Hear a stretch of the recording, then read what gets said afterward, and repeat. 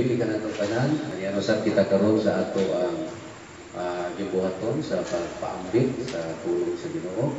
Labi na kayo sa iyang mga balaang doktrina o pagtulungan na liturgiya sa simbahan. Mga kaigsunan, atong isgutan karon taknaa ang bahin sa atong simbahan, no? Simbahan. Okay? So, ining ato ang isgutan karon kung unsa kamahinungdanon ning ining simbahan nga atong gikaapilan. So,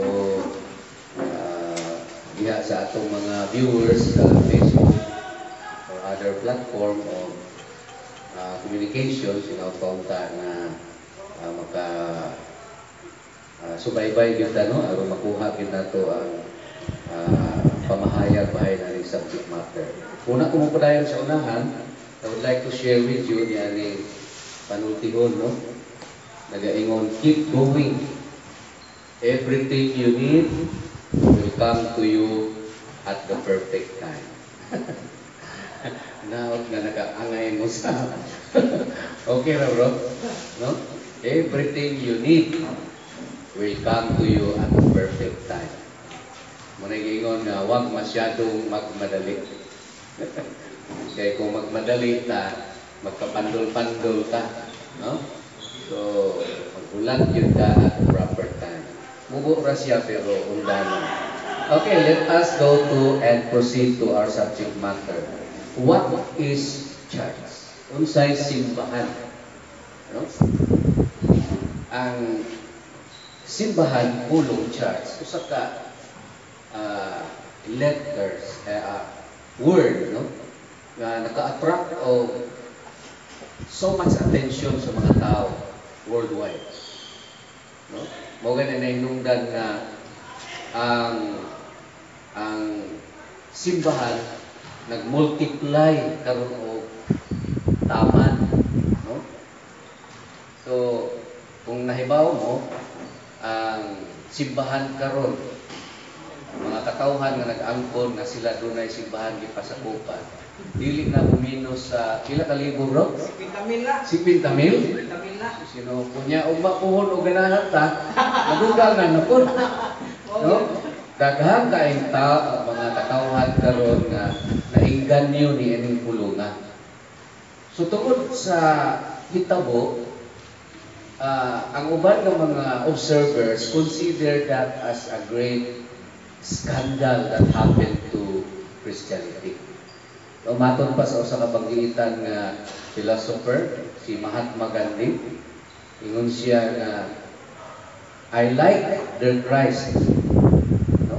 But not the Christians nga mga nag-aangkon nga dunay simbahan nga gikaapilan. So, ang pag-multiply sa denomination o sikta kung kaaning pulong church is considered to be a great scandal that happened to the church.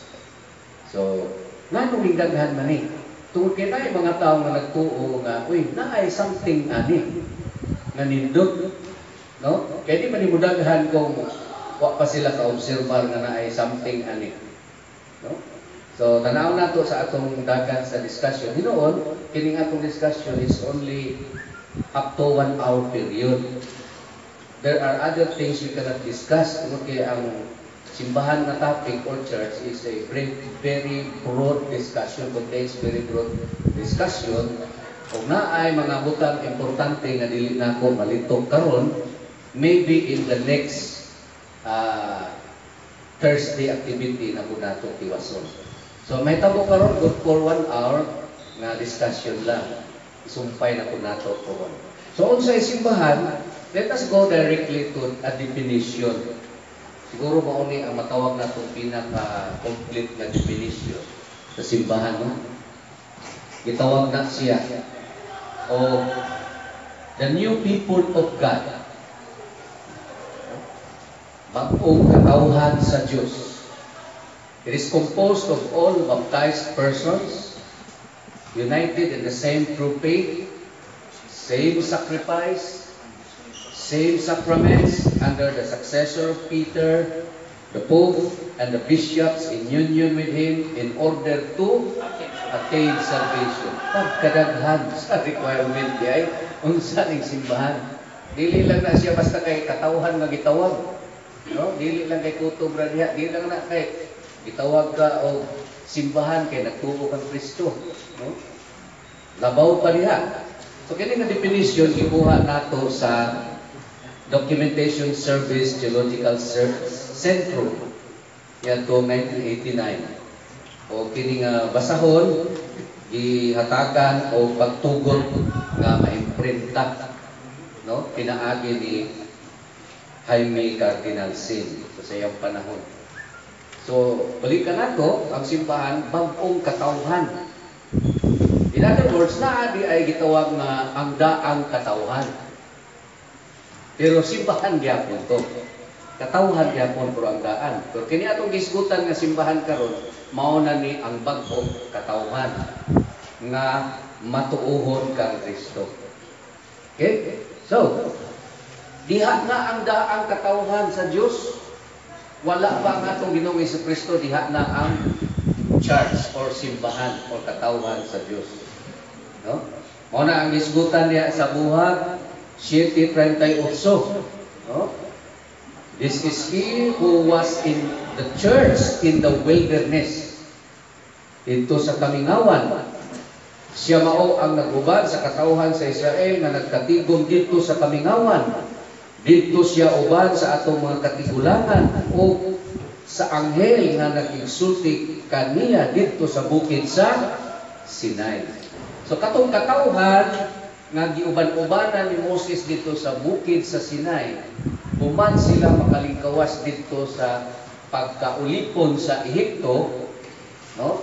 Mao to ang katawhan, iya nga katawhan sa Dios, no? So matawag nato mao to ang the old church at that time. Pero ang simbahan wala magpabilin diha lang, no? Pag abot sa atong Ginoong Jesucristo, gimugna niya ang bag-ong katawhan nga matawag nga iyang katawhan, no? Nagatuo kaniya. Mo na nga kumuadto ta sa declaration sa atong simbahan, sumala sa dokumento sa Vaticano II, no? Ya atong tuig 1965 sa Dogmatic Constitution on the Church, Lumen Gentium, chapter 2, number 9. I-emphasize din nga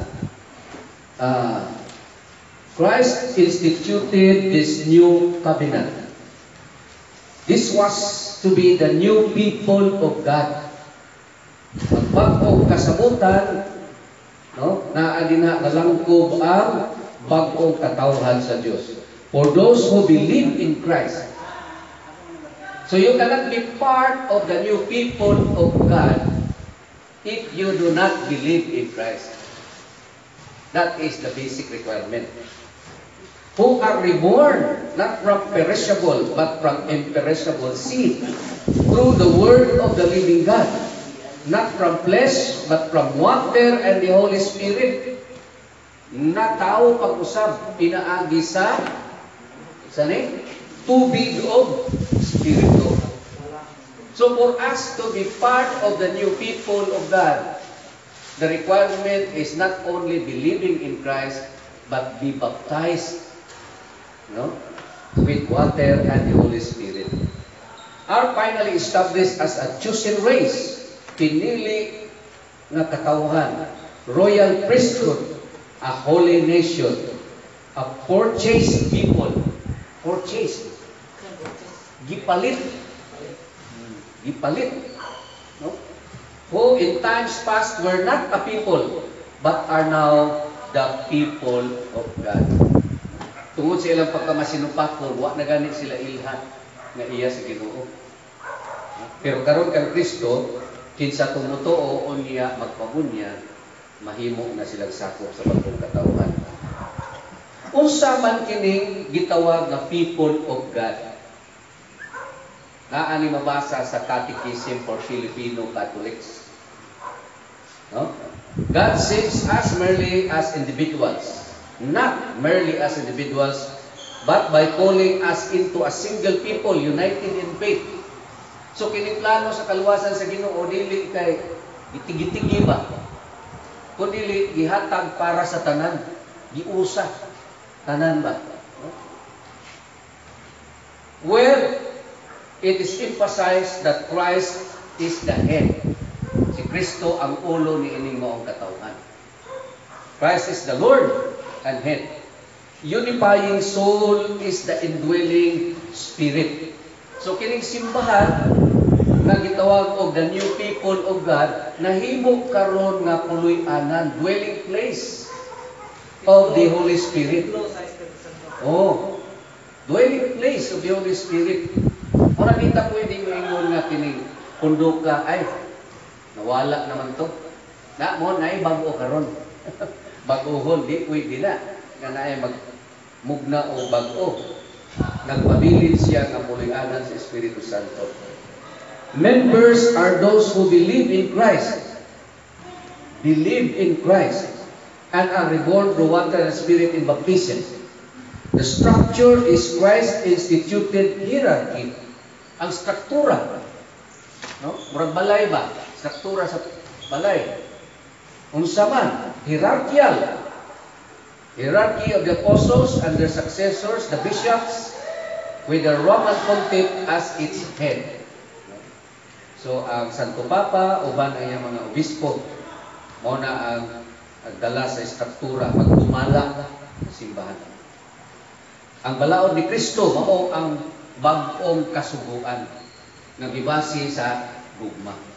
Pag gugma, dili sa Bisaya sa kwan, dili mahukmanon, dili judgmental. Kay gugma man.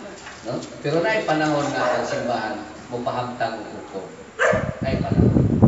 Okay? Mission is loving service of neighbor.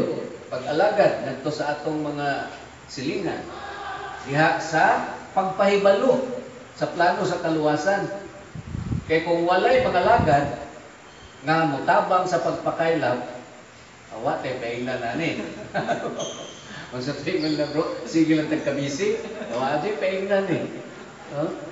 Mission is having loving service. Final destiny is sharing in the perfect community of love. Father, rising incarnate Son, atong Ginoo o ang Espiritu Santo. No? Ang final destiny sa simbahan, bagong katawhan sa Diyos, mao ang katilingban sa gugma. Nindot tayo ang katuyuan. So, let us further discuss that this church must be founded by our Lord, no other person.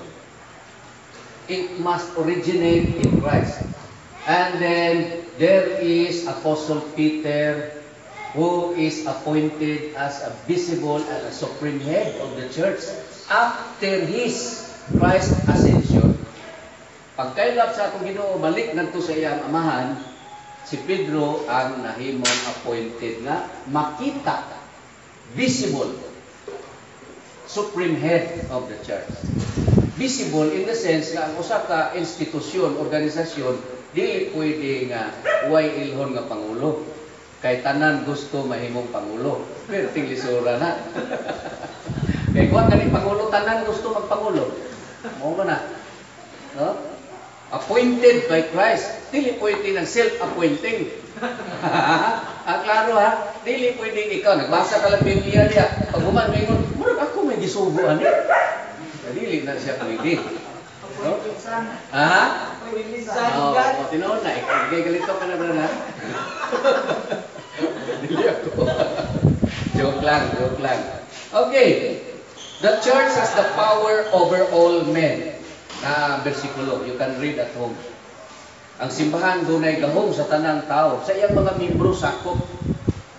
Just like in any organization, once na miyembro ka sa usa ka komunidad, organisasyon, may obligasyon ka nga musanong sa kamanduan sa mga nangulo. Di pwede musod lang ka din ha. Unya, ikaw na pwede ingon na ikaw na bagong pangulo. Ha? Musunod ka sa patakaran sa institusyon pinaagi sa mandot sa mga pangulo. Ato na mabasa o niya taon, no? And then, pinaka-importante nga nahitabo dinhi sa the church or simbahan, mao ang gitawag nato the event that happened during the Pentecost. The Pentecost. Sa gani kaulugan aning Pentecost? Pente means 50 days. No? Pentecostes. No? Marks the formal establishment of the church on earth. It is otherwise also called the birthday of the church. Since the church is not only a spiritual but also a human institution, no? Spiritual and human institution sama sa tao. Inig katao na siya tawgon nga adlaw na tawhan. Ang Pentecost Day is, according to the church, the birthday of the church. Pagkamugna. Pero wala magpasabot nga wa pa sa Pentecost, wa pa simbahan, diha na. Pero wala pa mahingpit. Because that can only be made perfect, complete, after the descent of the Holy Spirit, which is the guide of the church. Giya sa simbahan. Let us go to some verses. Diha sa Hebrehanon 12:2, nag-ingon sa English Standard Version, looking to Jesus, the founder and perfecter of our faith. No? So, wala laing gisgutan ang Biblia o kinsay founder. No? Si Kristo lang. Muna ka nang uban nga nag-ingon na ilang pundo, mo nilang founder, hindi ginamabasa sa Biblia. Ano mga pangalan silang leader. Di gina mabasa. Muna gitawag litra por litra.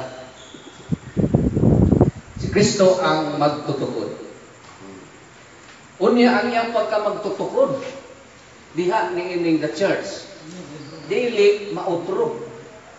Kana nga kamaturan di na pwede nga matawag nato nga ma-revise. Si Kristo siya rin kahapon, ngayon at magpakailanman. Magpakailanman. In eternity, in perpetuity, Christ remains the founder, the only founder of the church mentioned in the Bible. Matod pa sa ato ang leader simbahan, Cardinal James Cardinal Gibbons, sa libro nga Faith of Our Fathers, kanusa natukod ang simbahan o Christian religion. The Christian religion was founded in the year 33. So, pero depende sa kalendaryo ang ipagamit. So, naiuban may year 30 or year 33. Between that period of time, dili kayo na siya issue of deep discussion. So, muna ang i-paambit sa ato ang leader simbahan, Cardinal James Cardinal Gibbons. No? So, it started in the 1st century. Dili during 16, 17, 18, 19, 20, 21st century. Muna no, ang timailan. Kumangita ka sa simbahan nga kanang gihisgutan sa Biblia, that church started in the 1st century or according to Cardinal Gibbons, year 33. Usa ka kritiko sa simbahan, si Gregory, nga biblical scholar siya ang libro, miingon siya, the Christian church began to feel its union in a more distinct manner than at the first. And the old Catholic Church began to Christianize during the 2nd century. Kini na ang Christian Church, o gitawag og Old Catholic Church, bisan natukod ni siya sa 33, wala pa kaayo mahulma. Kundi mas nailahan siya pag-abot na sa 2nd century. Pagkamatay sa mga apostoles, diha na ang mga banggiitan, mga gitawag nato mga sumusunod sa apostoles, nga mga maisugon kaayo nakigbatok, mga defenders of the church. Nagsulat sa ilahang mga komentaryo bahin sa simbahan o kanang ilang mga sinulat na basa sa nagkalain-laing dapit in addition to the New Testament writings. No? In addition. to New Testament writings. Ug diha na ilhan ang simbahan. No? So diha na ang Catholic Church. Gitawag yun nag-old. Yan na, magod ko'y mangangkon karong mga bago po. Nga Catholic Church po daw sila. Di ba na bro? No? Old Catholic. Po sila old. Namayin po. Catholic Church po may, makailapon po. Pangutana kanus ara. No? So, kung pag-ayaw na ba na sila magiglalis? So, ato ta sa pulong sa atong Ginoo. Sa dihang nag-atubangay ang atong Ginoo si Pedro Apostol. Matod pa niya sa Matthew 16:18, I on my part say unto thee, that thou art Peter, a rock, and on this rock I will build my church. Thou art Peter, a rock. Bato gid siya. Dili bato nga kuan. Sinsilyo. Mingon ka na bastante. Mingon siyang nagawa. Wa kini mabasa nga si Pedro rock. Di makita nato nang naay word rock. No? And in this rock, I will build my church. Kanang pag-iwan sa atong Ginoo, I will build my church. Ay mga pilosopo ba? Moingon nga, wa pa natugon. Nakalimot siguro sila nga ang atong Ginoo, si Kristo Ginoo, Dios. Tanan nga mugawas sa iyang baba, mahitabo. All things that come out of His mouth will become a reality. Para mag-question nimo iyang abilidad nga magmugna ba? No? So bisan pa future na siya tungod kay gilitok sa atong Ginoo, mahitabo gyud na nga matungkol. Dili kay tukuro na ini balik pa niya pohon sa adlaw nas paghukom. Kay kung mao na ang interpretation, dito lang siya magsulti, Pedro, ikaw ba to? Tukuro ba akong iglesia kay dito ko makas pagbalik? Plano ko na to. Maingon na lang Ginoo, nagplano ko Pedro. Sa adlaw sa kung pagbalik sa adlaw sa paghukom, ay para to tukuron iglesia. Dito na ka mangulo. Ay mo katawanan. Ngayon nagkatawanan. O si San Juan nga evangelista re-emphasize the words of Christ. Ningon siya diha, thou art Simon, atong Ginoo, the son of John. You shall be called Cephas. Cephas, that is in Aramaic language. Ang Aramaic mo na ang lingwahe sa atong Ginoo, native tongue niya. No? Ningon siya Cephas nga nagpasabot og Pedro nga ang kahulugan bato, rock. So, husto ang mga pagpanudlo nga gitawag og Peter the Rock. Bato gyud siya. Okay. O ang pagkabato isip nagkahulugan og pangulo. Usa sa dakong trabaho sa usa ka pangulo mao ang feeding program. Magpakaon sa iyang mga katawhan o karnero.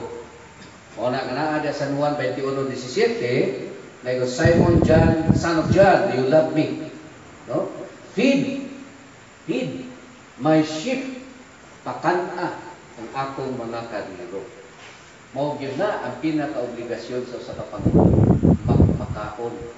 Kaya kung di ka kapakaon sa imong sakop, ikaw na'y kaunon di madugay. Muna, ganaadyo kay enough nga panginahanglan nga ikatunol nimo sa imong mga sakop. Diha po sa San Mateo 28:19, human nga kini napili na o gidawat na sa Ginoo ang mga commitment sa mga nahimong sakop diha sa the church. Gisugo sila.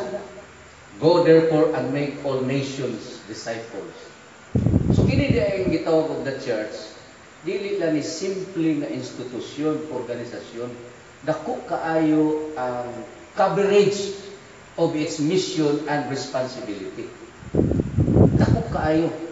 It's a worldwide responsibility and commitment.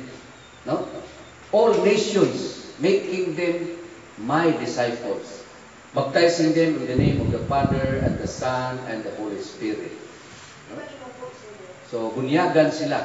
Ang pagbunyag, mauna ang visible sign that you are now part of the organization or the church. Visible sign na makita sa ubang tao. Na ikaw, sakop na ka ng grupo ka. That is why naako ng bunyag. Sa mga translation nga Peshitta, dili ni Griego, Peshitta, kanang mga Aramaic translation of the New Testament, when it was translated to English, mao ni ang nahitabo sa San Matthew 28:19. As the Father sent me, so also I send you. Go therefore, disciple all nations, and baptize them in the name, the Father, and the Son, and the Holy Spirit. Spirit of holiness. No? So, muna na dito. Giskutan ako ng Peshitta, kaya mauna ang lingwahe sa atong Ginoo before it was written in Greek.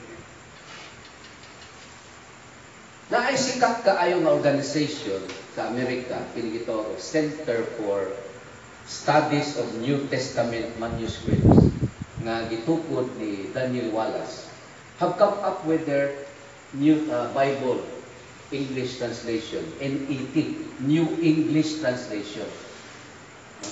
So, ang ilahan rin sa verse 19, baptizing them in the name of the Father and the Son and the Holy Spirit. So, ang but na kay pasabot, murabag ning gawas nga kanang word na off bitaw, parang optional siya. Dili necessary na all the time na ay word off. No? That is also considered valid. Okay, lukso ta sa uban.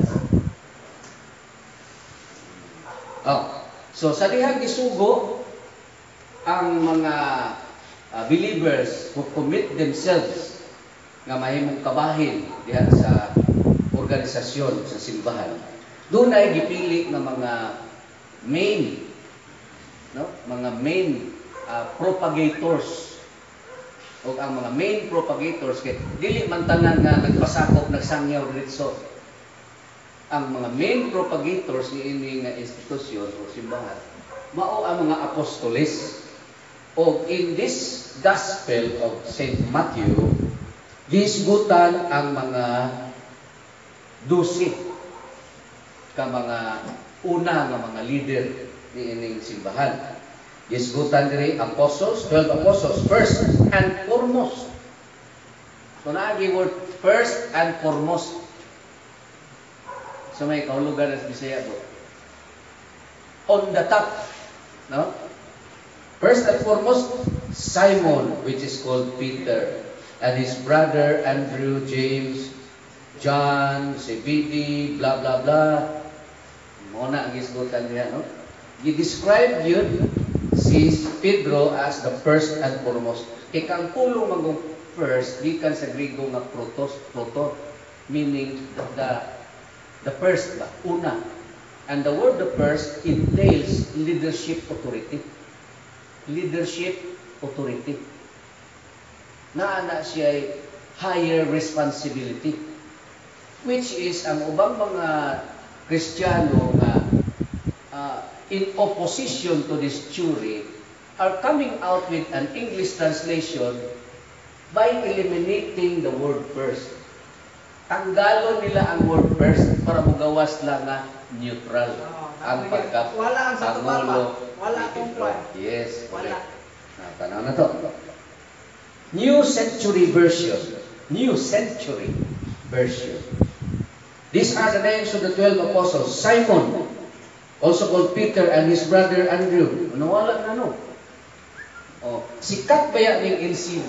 Mao na translation gigamit sa mga TV personages nga nagasangyaw sa TV. Kinsa man mga sikat sa TV kaniadto. Mao ni ang paborito nga translation, NCB. Wala like first diha. New Living Version. These are the names of the 12 followers. There were Simon, who was called Peter. Ano nga? Nagyot ang kuhan. Kung ayaw mo katingala kung in the future, kapalit mo Biblia, matingwa naman ang word kung ang una, wala na. Kaya mo na part sa ilahang maneuvering. New Testament Worldwide English. The names of the 12 apostles are Simon, whose other name was Peter. Wala gihapon. Mga sikat nga translation. The Living Bible. Kuha ni siya, kanang gitawag ni o translation, kanang contrast sa literal, kitawag ana. Tot for tot translation. No? These are the names of the 12 disciples. Simon, who is called Peter. Andrew, Peter's brother. Wala na. Sikat kaayo ning the Living Bible Translation. Kaning dynamic, no? Dynamic na mga translation. UDB. Here is the list of the 12 disciples. Simon, to whom he gave the new name, Peter. Wala gyapon. Muna ang mga development sa Bible translation that are happening today. So kung palit ang Biblia, tan-awon sa nato daan. Okay, na ay mga portion of the verses nga na-omitted na para lang maghatag o comfort sa mga pipila ka grupo, no? Pipila ka grupo. Okay, balik ka dito sa issue sa kining Pentecost. Matod pa sa libro nga komentary ni Bishop Frederick Nick, no? Sa kaobispo. Ingon siya, the Christian Pentecost. Makita ninyo, no? The Christian Pentecost is also a harvest festival. Kaysa mga Hudiyo day, kining Pentecost Day, celebration na nila po. No? So, harvest festival though in a much higher sense. Much higher sense. For on that day, the apostles, as their Lord had commanded them, came forward openly to teach and to baptize, and by the assistance of the Holy Ghost, reaped a rich harvest. Naka-harvest yun. Converting and baptizing 3,000 on that one day. On the day of Pentecost, there were baptized no less than 3,000 souls. Which Sunday ang tawag ana sa karaan pa, no? May will be called the birthday of God's Holy Church. Because it was upon that day that the Holy Ghost came down on the church to remain with her and assist her in her threefold office till the end of time. Pagkadako des trabaho sa Espiritu Santo, no? Nga nanukad, nagsugod dito sa adlaw sa Pentecostes, no? Remain with her, magpabilin. Assist her, mutabang. Diha sa iyang threefold office. Ano sa itong threefold office nga itong natunan na, bro? O tulo ka opisina sa Priestly, pagkapare, prophetic, pagka-propeta, o pagka-hari. hari. Hindi. Mauna na lang. Mauna siya, threefold office. So muna ang hinungdan nga ang Espiritu Santo nakikuban, dili lang for some period of time, 1,000 years or another 200, 300 years, but for perpetuity. Until God wants us to exist, magpabilin siya nga mahimong giya. O dili lang kay natukod ang simbahan, gisugo sa pagsangyaw. The church met a great persecution. Kaya diya sa imong pagsangyaw, naamang yun, di makagusto sa imong sinultian. Naamang yung supak. Naamang yung ingon nga, giyawaan ng mga tawanan, mga buang na. Naamang yung supak sa imong bisagol sa kahusto imong buhaton. Ang Ginoo bito, nagbuhi o patay, nagayong masakiton, o sa may tubag sa mga Hudiyo. Giyawaan ng mga tawanan na. Wa, diyo kay kaingnan. So naang yun, musupak sa imuha. But this time, ang simbahan, sungog o maayo pinaagi sa pagpanglutos, ipamatay, ipanakop, ipampriso, mauna nga ang kadaghanan ng layas nangadto sa laing nga syudad nga di na maabot sa mga pulis ng mga Hudiyo. O ang naghatag adto og order sa mga mananakop si Saul. Nga nahimong San Pablo. Ning adto si Saul ngadto sa high priest, nangayo siya written authority to arrest heretics. Bisan kay sa panahon sa Hudiyo no, ang mga erehis, kuang gyud kaay na, stricto kaayo na nga kuang gyud, tawag na to ana. Kana palikayan gyud ba? Di pwede. Kaya kung mag-insist ka sa imong erehiya, bisan sa relihiyon sa mga Hudiyo, dakpununon ka. Muna nga, naapod sa atong simbahan. No?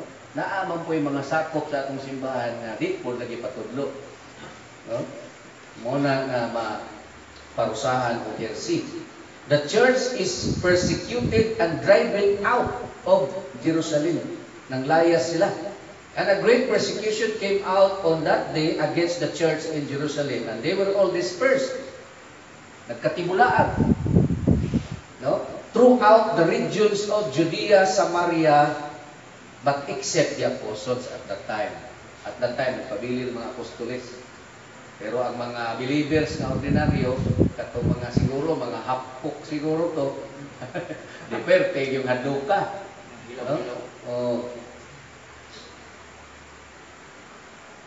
Okay.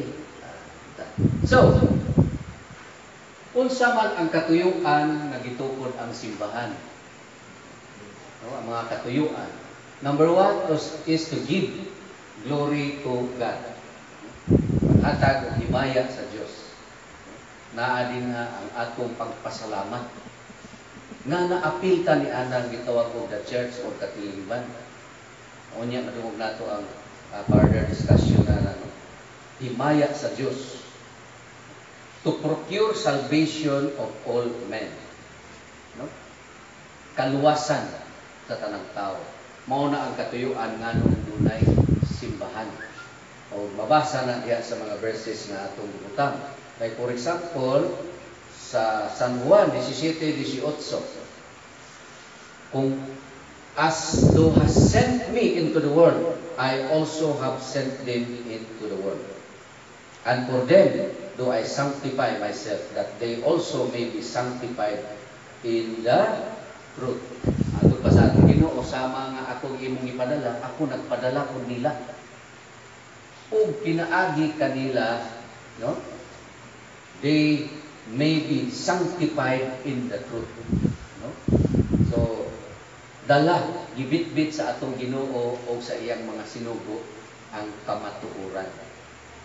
O kanang kamatuoran, mauna ang mamahimong instrumento diya sa planong na mao ang pagpagluwas. Kung paanong isinugo mo ako sa sanlibutan, isinugo ko rin sila sa sanlibutan. At alang-alang sa kanila ay pinilalaan ko ang aking sarili sa iyo upang sila'y mailalim din sa iyo sa pamamagitan ng katotohanan. Dili ka pwede nga mahimong ilawom sa pagdumala sa Ginoo kung wa ka masayod sa kamatuoran. And the truth can only be found in Christ. Muna ang mensahe niya. 2 Corintios 5:18, but all things are of God, who had reconciled us to Himself and had given us the ministry of reconciliation. So, ang simbahan, maoy mamahimong instrumento sa reconciliation. Sa Tagalog sa reconciliation, bro? Balik loob sa Diyos. Magbalik loob sa Diyos. No? So kita nga tabahin sa simbahan, mamahimo rang instrumento sa pagbalik sa ubang tao ngadto sa Diyos. Recognition of God's authority or power.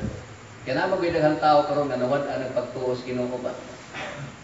So kita mamahimo nga tulay ana nila aron ilho nila pagbalik ang Diyos nga magbubuhat. Unang Timoteo 2:5, iisa ang Diyos at iisa ang tagapamagitan sa Diyos at sa mga tao, at ang tao si Kristo Jesus. So si Kristo ang atong Ginoo maoy tigpakaliwala between man and God. Siya lang ang authority or authorized mediator. No? sa amahan ngadto sa katawhan.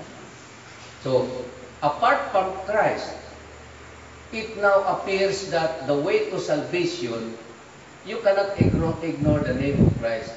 Di ta pwede miingon nga ari lang ko sa ubang reliyon.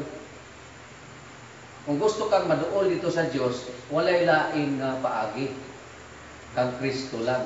Di ka pwedeng mamili sa imuhang convenience. No? Kung asa ka pabor. Una ang buot niya ipasabot ni San Pablo. O tungod niini ang simbahan gisugo sama kang San Pablo. No, miingon din nga ang Ginoo nagasugo kang San Pablo, miingon, I have chosen you. Ipili ko ikaw to reveal things about me.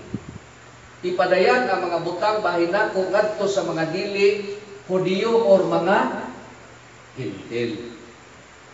So salvation now is not only for the Jewish people, the old people of God, but also of the Gentile, no? The non-Jewish people. I have chosen you to tell people everywhere in the world. So just like Paul, kita nga kabahin sa simbahan, mao ni ang ato kong misyon. God had chosen us to spread the message everywhere in the world. The message that I want to save them. So, ang pinakasentrong mensahe sa simbahan, kanang bahin sa kaluwasan ng tao.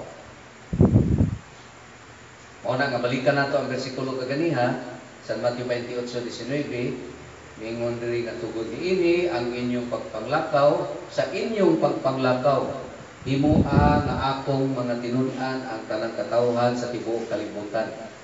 Bunyagi sila sa ngalan sa Amahan, sa Anak o sa Espiritu Santo. Tudloi sila sa pagtuman sa tanan nga akong gisugo kaninyo. Pagkadako sa obligasyon no, sa trabaho. Doctrine dito sa buta na siguro. Tudloi sila. Wa man ingon nga o gumagbunyag palihog tagae kada usa og Biblia. Pabasaha. O gumagbasa, paminawa unsay ila ang ikasulti. Mahulog ta diya private interpretation. Tudluan. So there is such thing as what we call magisterial authority. Otoridad sa usa ka magtutudlo. Nga dapat mo respeto o mutahod ka in every pronouncements that had been made for the exact interpretation of some biblical passage. Buhat 2:47.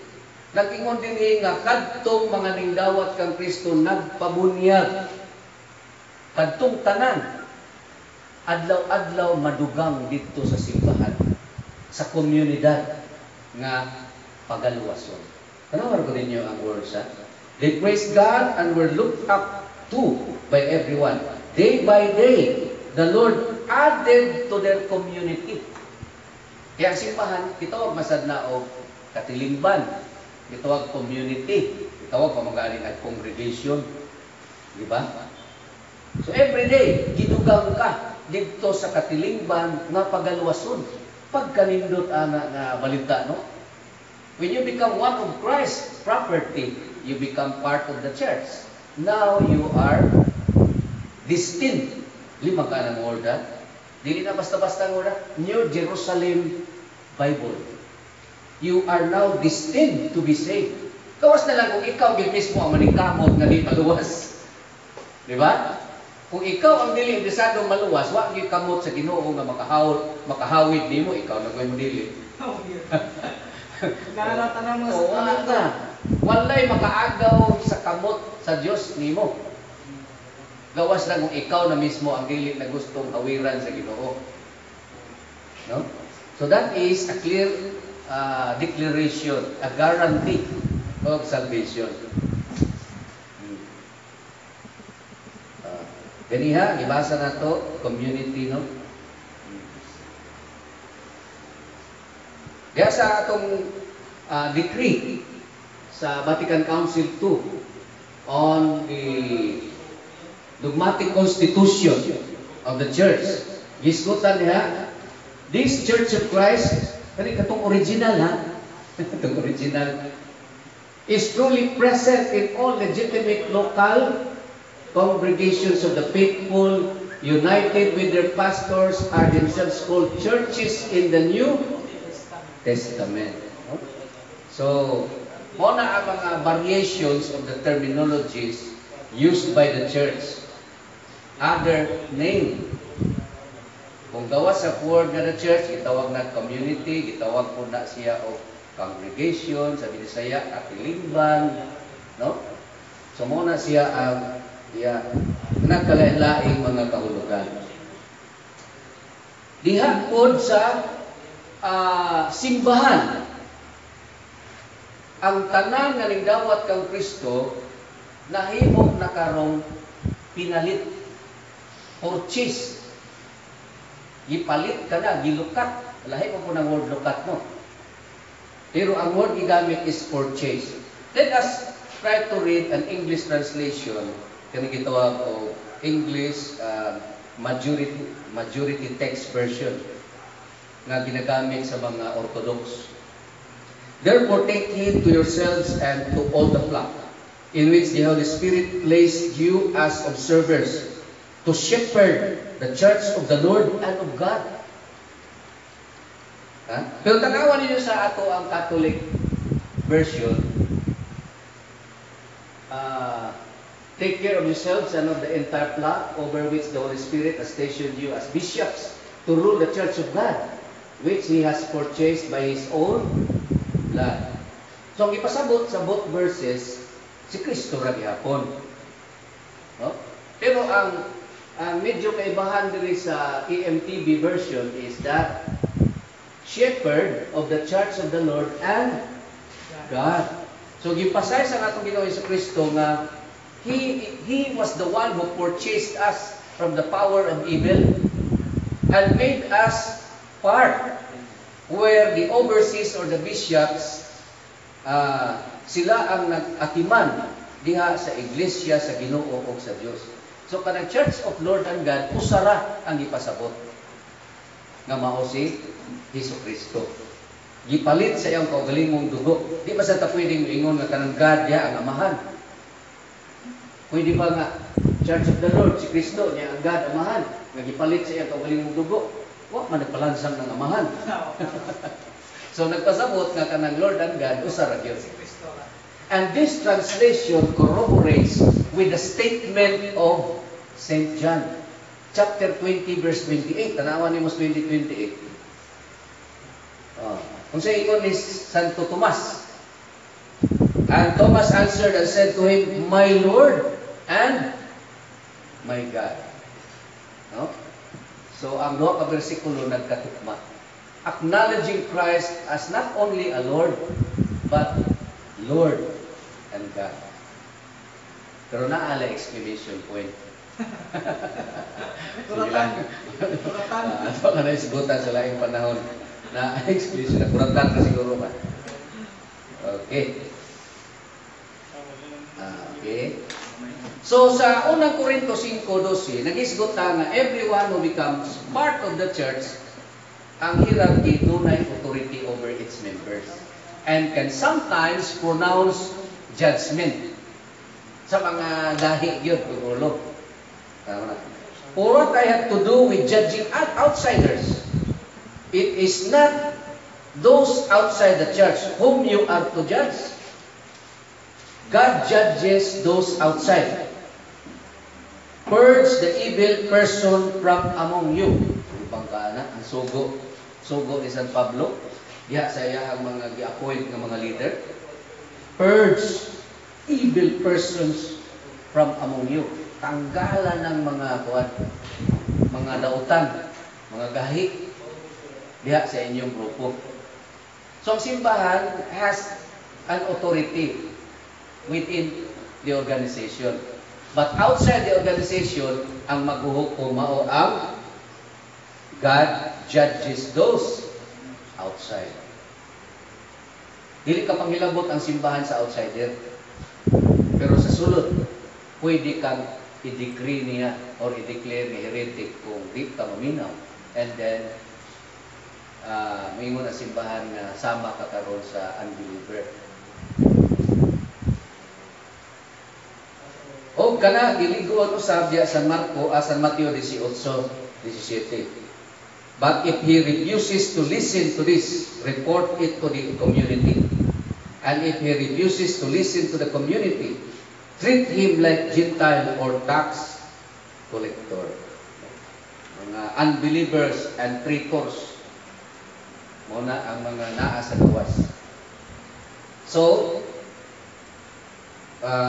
muna ang gipadayag diha nga gahom sa simbahan. Kung dili ka maminaw.